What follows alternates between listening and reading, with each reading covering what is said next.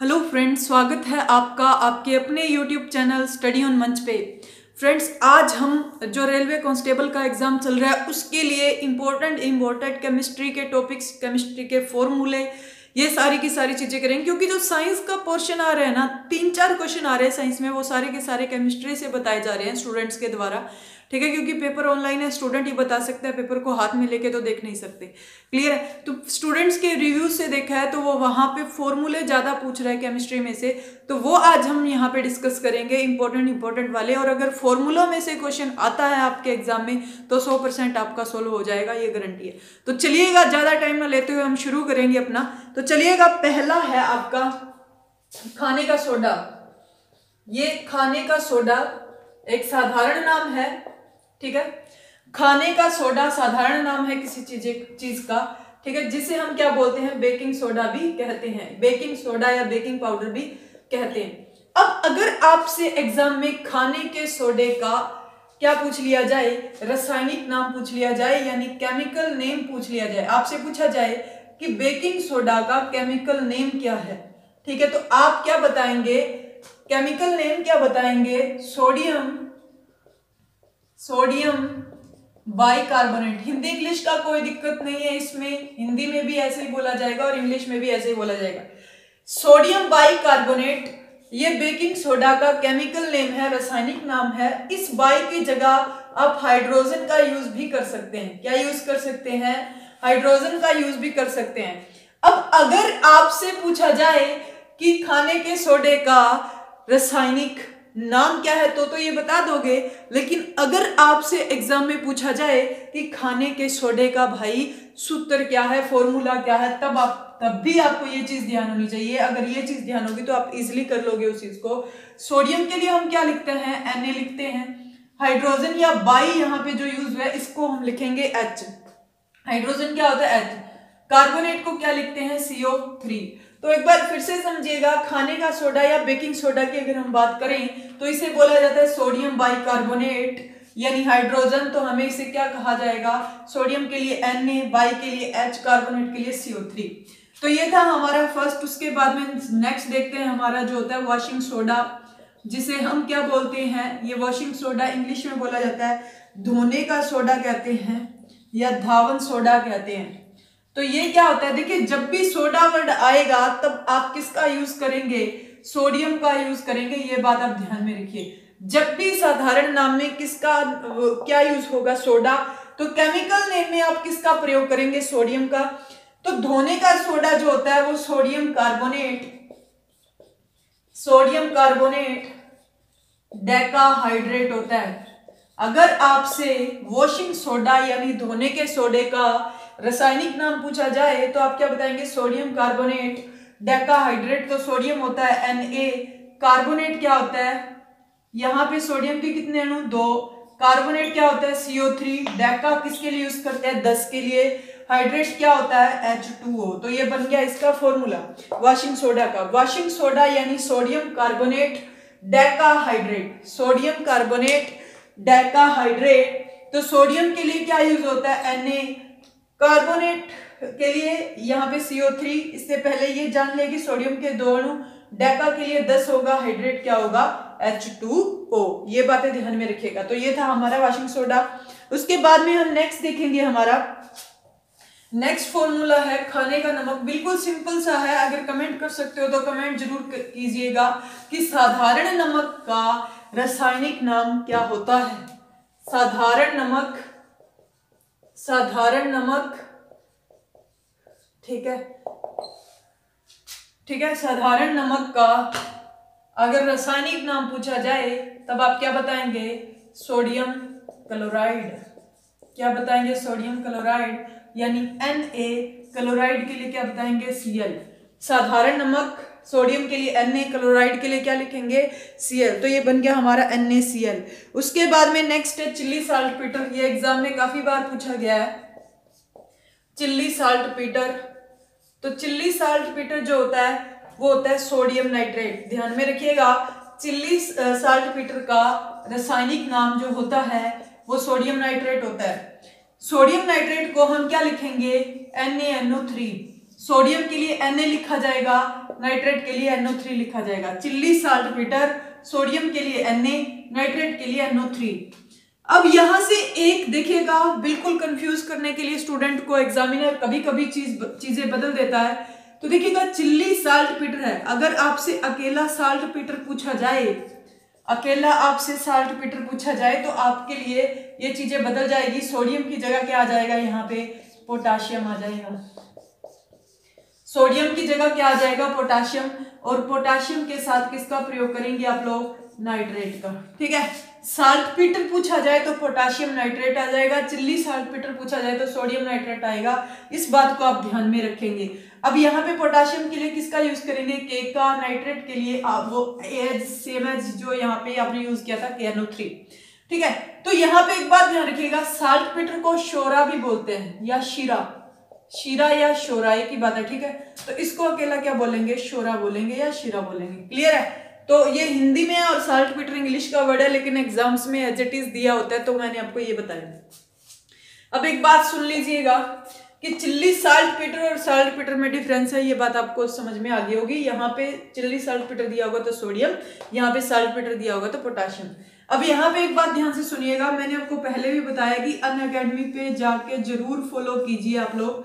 ठीक है, अनअकैडमी पे कांस्टेबल, रेलवे कांस्टेबल के एग्जाम के लिए जरूरी हिस्ट्री, जरूरी साइंस, जरूरी पॉलिटिकल साइंस, शायद आपको ऐसे नोट्स कहीं नहीं मिलेंगे, इतने अच्छे से समझा रखा है। 10-10 मिनट का लेक्चर है, ज्यादा लेंथी लेक्चर नहीं है, और हर एक टॉपिक को अलग से कंसंट्रेट कर रखा है। जैसे कि महात्मा बुद्ध, बौद्ध धर्म अलग से, और जैन धर्म अलग से, जो हड़प्पा सभ्यता वो अलग से, बौद्ध धर्म से क्वेश्चन पूछे गए थे लास्ट वाले एग्जाम, जो लास्ट शिफ्ट में एग्जाम हुआ था रेलवे की, वहां पे। तो अलग अलग चीजों से जो आपसे ये पूछा जा रहा है कि कौन से मतलब आप ये बताइए कि इस धर्म के संस्थापक कौन है, या इस अगर आपसे पूछ लिया जाए कि बौद्ध धर्म के संस्थापक कौन है, ये सारी की सारी बातें संस्थापक वाला जो चैप्टर है वो अलग से दे रखा है। और उसी तरीके से पॉलिटिकल साइंस की अगर हम बात करें तो संविधान के विदेशी स्रोत अलग से बनाकर दे रखा है, मूल कर्तव्य अलग से, मौलिक अधिकार अलग से। तो ये सारी की सारी चीज चैप्टर वाइज, अनुच्छेद अलग से। ठीक है, अनुच्छेद वाली तो मैंने वीडियो भी डाली है यूट्यूब पे, वो जाके देख सकते हैं हम। तो हर तरीके से जितनी हेल्प आपकी पॉसिबल हो रही है, ऐसा नहीं कि कहीं से भी उठाया और उसको बना दिया चलो जी ठीक है ये पढ़ लेना, ऐसा नहीं है। जो एग्जाम में पूछा जा रहा है उसी से रिलेटेड चीजें आपको डाली जा रही हैं। साइंस में मैंने लेक्चर बनाने छोड़ रखे हैं, क्योंकि साइंस कांस्टेबल के एग्जाम में ज्यादा पूछी नहीं जा रही, इस वजह से। अब कांस्टेबल के एग्जाम में ये फॉर्मूले पूछे जा रहे हैं, तो ये आपको जरूर प्रोवाइड किए जाएंगे। ठीक है, तो अनअकैडमी पे आपको डिस्क्रिप्शन में लिंक मिल जाएगा, अदरवाइज कंचन रानी के नाम से वहां पे आप जाके सर्च कर सकते हैं। कैसे अनअकैडमी पे, कई लोगों को नहीं पता। क्या करना है आप लोगों ने, अनअकैडमी ऐप डाउनलोड करनी है। क्या करनी है, अनअकैडमी लर्निंग ऐप आप डाउनलोड करेंगे, अनअकैडमी लर्निंग ऐप। ठीक है, क्योंकि पिछले वीडियो में मैंने बताया था तो बहुत से लोगों का मैसेज आया कि हमें पता ही नहीं चलता कि करना क्या है। तो अनअकैडमी प्ले स्टोर पे जाके आपने अनअकैडमी लर्निंग ऐप डाउनलोड करनी है। उसके बाद में वहां पे आपने साइन इन करके कंचन रानी के नाम से आपने सर्च करना है, आपको मिल जाएगी। अदरवाइज आप अनअकैडमी लर्निंग ऐप डाउनलोड करके डिस्क्रिप्शन पे दिए गए लिंक पर जाके आप सर्च कर सकते हैं। ठीक है, साइन इन करेंगे आप अपने गूगल अकाउंट से साइन इन कर सकते हैं। देखिए मेरे ही नहीं लेक्चर वहां पे, मैंने खुद वहां पे स्टडी मटेरियल देखा है, बहुत अच्छा स्टडी मटेरियल है हर एजुकेटर का। वहां पे जाके आप यूपीएससी की तैयारी भी कर सकते हैं, बहुत अच्छा। अकेले मेरे ही नहीं बताया मैंने कि बहुत अच्छे टीचरों ने अच्छे लेक्चर डाल रखे हैं। यहाँ पे तो आपका ध्यान भटक जाता है, आप कहीं कुछ देखने लग जाते हो, कहीं कुछ। मेरे साथ भी ऐसा होता है, अगर पढ़ने बैठते हैं तो कुछ और सामने आ गया इंटरेस्टिंग सा, वो देख लिया। तो ऐसा नहीं है, वहां पे सिर्फ स्टडी मटेरियल, अगर आप पढ़ने बैठोगे तो आपको सिर्फ स्टडी मटेरियल मिलेगा। तो ये बात है, कांस्टेबल के एग्जाम के लिए बहुत अच्छी चीजें वहां पे डाल रखी हैं। अभी यहाँ पे जो सीपीओ का एग्जाम है उसके लिए भी लेक्चर बनाने वहां पे शुरू कर देंगे, और यहाँ पे भी आपकी जैसी इच्छा वैसे कर लेना। ठीक है, आपके फायदे की बात है, मैंने इसीलिए आपको कहा। तो चलिएगा नेक्स्ट हम बात करेंगे हमारे नेक्स्ट फॉर्मूले की। नेक्स्ट फॉर्मूला है हमारा हाइपो। ठीक है, वैसे ना ये हाइपो के बारे में एग्जाम में काफी बार पूछा जाता है। तो हाइपो देखिए, फॉर्मूला इतना खास इंपॉर्टेंट नहीं है, आप ना भी याद करेंगे तो भी चला जाएगा, लेकिन आप क्या करेंगे, इसका रासायनिक नाम जरूर याद रखेंगे। क्या याद रखेंगे कि हाइपो का रासायनिक नाम सोडियम थायोसल्फेट होता है। अब ये हाइपो किस काम आता है, जैसे कि हम बात करेंगे कि फोटोग्राफी जो होती है, फोटोग्राफी में दो एंड होते हैं, एक पॉजिटिव एंड होता है और एक नेगेटिव एंड होता है। इतनी बात हम जानते हैं कि फोटोग्राफी जो होती है उसमें दो एंड होते हैं, एक पॉजिटिव और एक नेगेटिव। बात करें कि पॉजिटिव और नेगेटिव एंड को फिक्स करने का काम यानी स्थायी करने का काम कौन करता है, तो वो करता है हाइपो, जिसको हम क्या करते हैं, सोडियम थायोसल्फेट। दो तरीके से आपके पास पेपर में क्वेश्चन आ सकता है कि फोटोग्राफी में पॉजिटिव और नेगेटिव को स्थायी करने वाले हाइपोविलन का नाम क्या है, तब आप क्या बताएंगे, सोडियम थायोसल्फेट। ठीक है। और अगर आपसे पूछा जाए कि फोटोग्राफी में पॉजिटिव और नेगेटिव को फिक्स करने के लिए किसका काम कौन काम आता है, तो सोडियम थायोसल्फेट। तो ये सारी की सारी बातें आपने ध्यान में रखनी। उसके बाद चलिएगा नेक्स्ट हम देखेंगे, नेक्स्ट है हमारा विरंजक चूर्ण, ब्लीचिंग पाउडर। अच्छे अच्छे फॉर्मूले सारे के सारे करवाए जाएंगे, आपको टेंशन मत लीजिए। विरंजक चूर्ण, ब्लीचिंग पाउडर, ब्लीचिंग पाउडर। ठीक है। अब यहां पे देखिए विरंजक चूर्ण जो होता है वो क्या होता है, कैल्शियम, कैल्शियम ऑक्सीक्लोराइड। ठीक है। विरंजक चूर्ण यानी bleaching powder, calcium oxychloride, CaOCl2। ठीक है। कैल्शियम के लिए Ca, ऑक्सी के लिए O, क्लोराइड के लिए Cl2, CaOCl2। अब यहाँ पे कैल्शियम ऑक्सीक्लोराइड ना देकर एक नाम और भी दे सकता है आपको, अगर वो आपसे पूछेगा कि विरंजक चूर्ण का रासायनिक नाम क्या है। एक तो आपको वो लिख के दे सकता है कि कैल्शियम ऑक्सीक्लोराइड, और एक आपको लिख के दे सकता है कैल्शियम हाइपोक्लोराइड। क्या लिख के दे सकता है, कैल्शियम हाइपोक्लोराइड। तो ये दोनों सेम चीजें हैं, इसमें कोई दिक्कत वाली बात नहीं है। कैल्शियम ऑक्सीक्लोराइड और कैल्शियम हाइपोक्लोराइड ये दोनों के दोनों रासायनिक नाम है किसके, विरंजक चूर्ण यानी ब्लीचिंग पाउडर के, CaOCl2 इसका फॉर्मूला है। चलिएगा नेक्स्ट देखेंगे हम लोग, नेक्स्ट है चूने का पानी, चूने का पानी। ठीक है। नेक्स्ट जो है हमारा वो है चूने का पानी। देखिए चूने का पानी क्या होता है, आप एक बात ध्यान में रखिएगा, जब भी आपके पास साधारण नाम में या स्टेटमेंट जो आपसे पूछता है वो वहां पे चूना वर्ड दिखाई दे, तो आप एक बात समझ जाएंगे कि चूने वर्ड से उसका जो मीनिंग है वो क्या है, कैल्शियम से है। क्या है, कैल्शियम से। जब भी चूना वर्ड आएगा साधारण नाम में, आप रासायनिक नाम में किसका प्रयोग करेंगे, कैल्शियम का प्रयोग करेंगे, यानी कैल्शियम हाइड्रोक्साइड, ये होगा इसका रासायनिक नाम, कैल्शियम हाइड्रोक्साइड। अगर आपसे चूने के पानी का रासायनिक नाम पूछा जाता है तब आप क्या बताएंगे, कैल्शियम हाइड्रोक्साइड। कैल्शियम के लिए Ca, हाइड्रो के लिए क्या लिखा जाता है, H जो होता है हाइड्रोजन के लिए आता है, और हाइड्रोजन और ऑक्साइड को जोड़ रखा है तो आप यहाँ पे लिखेंगे OH और 2। ठीक है। कैल्शियम हाइड्रोक्साइड चूने का पानी होता है, और कैल्शियम हाइड्रोक्सी H2। अब कुछ लोग कंफ्यूज हो रहे होंगे, कुछ उन्होंने पढ़ा होगा इसके बारे में, कैल्शियम हाइड्रोक्साइड के बारे में, तो उन्होंने क्या पढ़ा होगा, बुझा हुआ चूना। क्या पढ़ा होगा इसे, बुझा हुआ चूना क्या होता है। तो देखिएगा चूने का पानी और बुझा हुआ चूना सेम चीज होती है। चूने के पानी का रासायनिक नाम भी कैल्शियम हाइड्रोक्साइड होता है, बुझे हुए चूने का रासायनिक नाम भी क्या होता है, कैल्शियम हाइड्रोक्साइड। तो इसे भी आप क्या लिख सकते हो, बुझे हुए चूने को भी कैल्शियम हाइड्रोक्साइड, और इसका फॉर्मूला क्या लिख सकते हो, CaOH2। तो ये बुझा हुआ चूना भी सेम बात हो गई, चूने के पानी। अब एक आएगा बिना बुझा हुआ चूना, फिर आप क्या बताएंगे, बिना बुझा हुआ चूना, बिना बुझा हुआ चूना। तो जब भी बिना बुझा हुआ चूना पूछा जाएगा तो इसका रासायनिक नाम क्या हो जाएगा, कैल्शियम ऑक्साइड हो जाएगा। क्या हो जाएगा भाई, कैल्शियम ऑक्साइड। जब भी बिना बुझा हुआ चूना पूछा जाएगा तब इसका रासायनिक नाम क्या हो जाएगा, कैल्शियम ऑक्साइड, यानी CaO। कैल्शियम के लिए Ca, ऑक्साइड के लिए क्या लिखेंगे, O लिखेंगे। तो बिना बुझा हुआ चूना पूछा जाए तो कैल्शियम के लिए Ca, ऑक्साइड के लिए क्या लिखेंगे आप लोग, O लिखेंगे। इतनी बात आप जान लें। अगर आप पेपर में कंफ्यूज होते हैं तो एक बात ध्यान रखिएगा, कैल्शियम हाइड्रोक्साइड होता है बुझा हुआ चूना, यानी आप कंफ्यूज होते हैं बुझा हुआ चूना और बिना बुझा हुआ चूना में।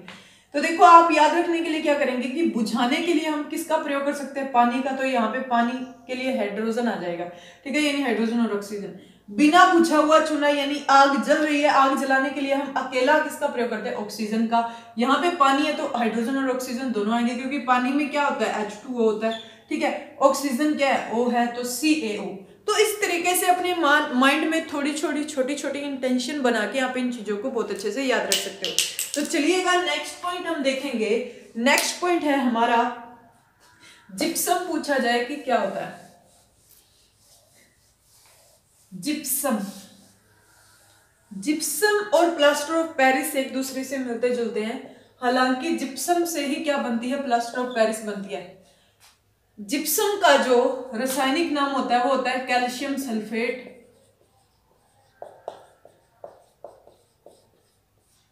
Dihydrate. Calcium sulphate dihydrate. Gypsum जो होता है उसका रासायनिक नाम होता है कैल्शियम सल्फेट डाइहाइड्रेट। कैल्शियम के लिए लिखा जाता है Ca, सल्फेट के लिए SO4, डाई के लिए लिखा जाएगा 2, हाइड्रेट के लिए क्या लिखा जाएगा, H2O। समझे हो इतनी बात कि जिप्सम का जो फॉर्मूला होता है वो होता है CaSO4.2H2O। Calcium sulphate dihydrate, calcium के लिए Ca, सल्फेट के लिए SO4, डाई के लिए 2, हाइड्रेट के लिए H2O।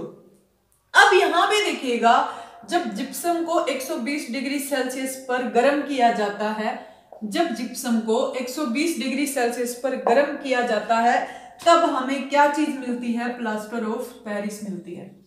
समझो इतनी बात, जब जिप्सम को 120 डिग्री सेल्सियस पर गर्म किया जाता है तब हमें जाके क्या मिलता है, प्लास्टर ऑफ पेरिस, यानी POP के शॉर्ट नाम से आप इसे जानते हैं, ठीक है। अब यहां पे देखो कैल्शियम सल्फेट, सेम चीज आएगी इसमें, क्योंकि ये किससे बना है, जिप्सम से तो बना है, ठीक है। Calcium sulphate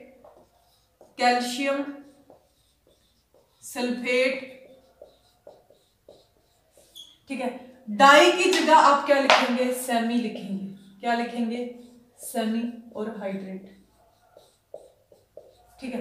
calcium sulphate semi hydrate. अब यहां पे सेमी आ गया, वो कैसे, देखो जब जिप्सम को गर्म किया गया तो कैल्शियम सल्फेट तो सेम रह गया, जैसे यहां पे था वैसा रह गया, लेकिन जब गर्म किया जाएगा जो इसमें पानी है उसकी मात्रा कम होगी या बढ़ेगी। तो आपको सिंपल सी बात पता है कि जब पानी को गर्म किया जाता है तो उसकी मात्रा कम होती है, बढ़ती नहीं है, तो ये कम हो जाएगा, तो इसीलिए यहाँ पे क्या है, semi. Calcium sulphate semi hydrate, तो CaSO4 डॉट, सेमी के लिए आधा, H2O, CaSO4 dot half H2 हो, ये बात आप ध्यान रखेंगे, ये है प्लास्टर ऑफ पेरिस। तो दोबारा से देखिए, gypsum calcium sulphate dihydrate, CaSO4.2H2O।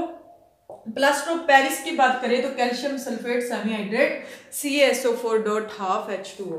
तो कुछ भी मुश्किल नहीं है, इजी सी चीजें हैं, बस समझकर करेंगे तो सब कुछ आसान है। तो चलिए नेक्स्ट देखते हैं हम लोग। नेक्स्ट है हमारा, आपसे पूछ लिया जाए चूने का पत्थर, क्या पूछा जाए, चूने का पत्थर क्या होता है, ठीक है। फिर अगर आपसे पूछ लिया जाएगा संगमरमर क्या होता है, या आपसे पूछ लिया जाए चाक क्या होता है, ठीक है। आपसे पूछ लिया जाए चूने का पत्थर क्या होता है, आपसे पूछ लिया जाए संगमरमर क्या होता है, आपसे पूछ लिया जाए चाक क्या होता है, तो इन तीनों का फॉर्मूला जो रासायनिक नाम जो होता है वो समान होता है, सेम होता है, calcium sulphate, sorry calcium carbonate. Calcium carbonate. चूने का पत्थर पूछ लिया जाए, संगमरमर पूछ लिया जाए, चाक पूछ लिया जाए, तो इन तीनों चीजों का जो रासायनिक नाम होता है वो समान होता है, कैल्शियम कार्बोनेट। कैल्शियम के लिए क्या लिख सकते हैं, Ca, कार्बोनेट के लिए क्या लिख सकते हैं हम लोग, CaCO3। कैल्शियम कार्बोनेट CaCO3 रहा ध्यान में, ठीक है। चूने का पत्थर, संगमरमर हो गया, चाक हो गया, तो इन तीनों चीजों को हम क्या लिख सकते हैं, कैल्शियम कार्बोनेट यानी CaCO3 लिख सकते हैं। ध्यान में आया। चलिएगा हम नेक्स्ट देखेंगे। नेक्स्ट है हमारा भाई लिथार्ज। अगर आपसे पूछा जाए कि लिथार्ज का रासायनिक नाम बताइए, तो लिथार्ज का रासायनिक नाम होता है भाई लेड ऑक्साइड। लिथार्ज का रासायनिक नाम आपसे पूछा जाए तो लिथार्ज का रासायनिक नाम होता है लेड ऑक्साइड। लेड के लिए क्या लिखते हैं Pb, ऑक्साइड के लिए क्या लिखा जाता है O। लिथार्ज के लिए लिथार्ज का रासायनिक नाम लेड ऑक्साइड, लेड के लिए Pb लिखेंगे, ऑक्साइड के लिए क्या लिखेंगे O। तो ये लिथार्ज का सूत्र हो गया PbO। उसके बाद में चलिएगा नेक्स्ट देखते हैं हम लोग हास्य गैस क्या होती है। हास्य गैस के नाम से किसे जाना जाता है, तो आप क्या बताएंगे, नाइट्रस ऑक्साइड को। हास्य गैस के नाम से किसे जाना जाता है भाई, नाइट्रस ऑक्साइड को, N2O। ठीक है, हास्य गैस के नाम से नाइट्रस ऑक्साइड को जाना जाता है यानी N2O। उसके बाद में नेक्स्ट अगर हम यहाँ पे देखें, फिर आपसे पूछ लिया जाए हास्य गैस, ठीक है, उसके बाद में अगर आपसे पूछ लिया जाए हास्य गैस हुई, आपसे पूछा जाए आंसू गैस या अश्रु गैस के नाम से किसे जानते हैं, तो आंसू गैस के नाम से क्लोरीन को जाना जाता है। ध्यान में रखिएगा क्लोरीन को, यानी क्लोरीन का फॉर्मूला क्या होता है Cl। तो अगर आपसे पूछा जाए पुलिस के द्वारा भीड़ को तितर बितर करने के लिए, या ऐसा कुछ क्वेश्चन आता है, भीड़ को तितर बितर करने के लिए किस गैस का प्रयोग किया जाता है, तो बड़ा मजाकिया सा फनी सा क्वेश्चन देते हैं पेपर में, तो उसमें या तो आपको क्लोरीन का ऑप्शन मिलेगा या किसका ऑप्शन मिलेगा, क्लोरोपिक्रीन का, क्लोरोपिक्रीन, या आपको लिख कर दिया होगा क्लोरो आइसोटोन। तो ये एक ही बात है, ये सारे की सारी एक ही चीज के नाम है। तो ये यौगिक है जो क्लोरीन से बना होता है, मतलब क्लोरीन गैस आपको सिंबल जरूर देगी, सिग्नल जरूर देगी यहाँ पे। ठीक है, तो ये होती है आंसू गैस। उसके बाद में चलिएगा आपसे पूछ लिया जाए नमक का अम्ल किसे कहा जाता है। ठीक है, क्या पूछा जाए आपसे कि नमक का अम्ल किसे कहा जाता है, नमक का अम्ल किसे कहा जाता है। तो देखिए नमक का जो अम्ल होता है वो होता है हाइड्रोक्लोरिक अम्ल। क्या होता है, हाइड्रोक्लोरिक अम्ल यानी HCl। ठीक है, म्यूरेटिक अम्ल के नाम से भी किसे जाना जाता है भाई, म्यूरेटिक अम्ल के नाम से भी हाइड्रोक्लोरिक अम्ल को जाना जाता है। नमक का अम्ल हाइड्रोक्लोरिक अम्ल, म्यूरेटिक अम्ल भी हाइड्रोक्लोरिक अम्ल यानी HCl। उसके बाद में देखिएगा आपसे पूछ लिया जाए कि भारी जल और भारी हाइड्रोजन क्या होती है, भारी जल और भारी हाइड्रोजन के नाम से किसे जाना जाता है, ये एक दूसरे से इंटर रिलेट करते हैं। देखिए भारी जल जो होता है वो होता है ड्यूटोरियम ऑक्साइड, ड्यूटोरियम ऑक्साइड, भारी जल होता है ड्यूटोरियम ऑक्साइड जिसे हम क्या बोलते हैं D2O। भारी जल और सिंपल जल क्या होता है H2O, और भारी जल क्या होता है D2O, यानी H की जगह क्या होता है D। अब हाइड्रोजन की अगर हम बात करें तो उसे हम H लिखते हैं। जब भी भारी की बात करेगी, भारी यहां पे आया तो हमने H की जगह D किया, तो भारी यहां पे आएगा तो H की जगह हम क्या करेंगे D। तो देखिए ये D ड्यूटोरियम जो है हाइड्रोजन का एक समस्थानिक आइसोटोप है जिसे भारी जल बनता है। तो इसीलिए भारी जल जब आया तो हमने ड्यूटोरियम ऑक्साइड किया D2O, भारी हाइड्रोजन आया तो हमने यहाँ पे भी क्या लिखा ड्यूटोरियम, यानी भारी हाइड्रोजन जो होती है उसको ड्यूटोरियम कहते हैं। और ड्यूटोरियम के लिए हम कौन से सिंबल का प्रयोग करते हैं, D का। समझो इतनी बात, होप सो आपको समझ में आ गई होगी।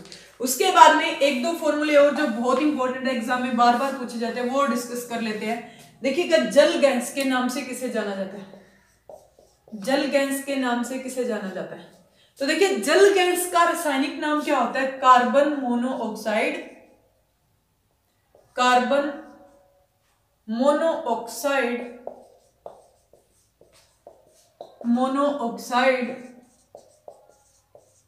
प्लस हाइड्रोजन को अगर मिला दिया जाए तब हमें क्या मिलेगी, जल गैस। यानी कार्बन मोनोऑक्साइड में किसको मिला दिया जाए, हाइड्रोजन को मिला दिया जाए, तब हमारे पास क्या आएगी भाई, जल गैस आएगी। तो कार्बन मोनोऑक्साइड को सिंपल सी बात है हम CO लिखते हैं, प्लस में हाइड्रोजन के लिए क्या आएगा H2। ठीक है, कार्बन मोनोऑक्साइड प्लस में हाइड्रोजन यानी CO प्लस में H2। उसी तरीके से जल गैस के साथ मिलती जुलती एक फॉर्मूला होता है प्रोड्यूसर गैस का। प्रोड्यूसर गैस का। तो अगर हम प्रोड्यूसर गैस की बात करें तो यहां भी क्या आएगा, कार्बन मोनोऑक्साइड प्लस में नाइट्रोजन। जहां हाइड्रोजन था जल गैस में, वहां प्रोड्यूसर गैस में क्या आएगा, नाइट्रोजन आएगा, यानी कार्बन मोनोऑक्साइड CO प्लस में N2 हम इसे लिख सकते हैं, CO प्लस में N2। क्लियर है इतनी बातें? ठीक है, तो ये था जल गैस और प्रोड्यूसर गैस। अगर आपसे पूछ लिया जाए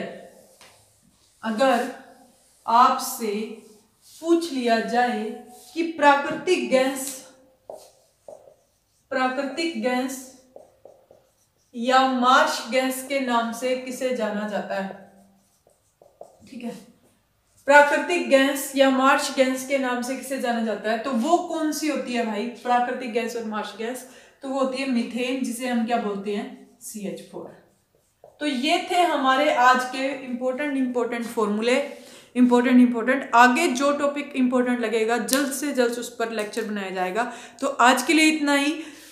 आप एक बात और ध्यान में रखिएगा, सबसे पहले जाने से पहले, कि अनअकैडमी वाली बात को आप ध्यान में रखेंगे, जैसे मैंने आपको बताया था वैसे करेंगे कि अनअकैडमी लर्निंग ऐप डाउनलोड करके उस पर या तो मेरे नाम से सर्च करेंगे, कंचन रानी के नाम से सर्च करेंगे, या फिर आप क्या करेंगे कि डिस्क्रिप्शन में दिया हुआ कुछ भी लिंक अनअकैडमी का, उस पर जाके आप क्लिक करेंगे अनअकैडमी लर्निंग ऐप डाउनलोड करके। और अगर आपको लेक्चर पसंद आया तो लाइक, शेयर, और जिन्होंने चैनल को सब्सक्राइब नहीं किया, पहली बार चैनल पे सब्सक्राइब जरूर करें। आज के लिए इतना ही।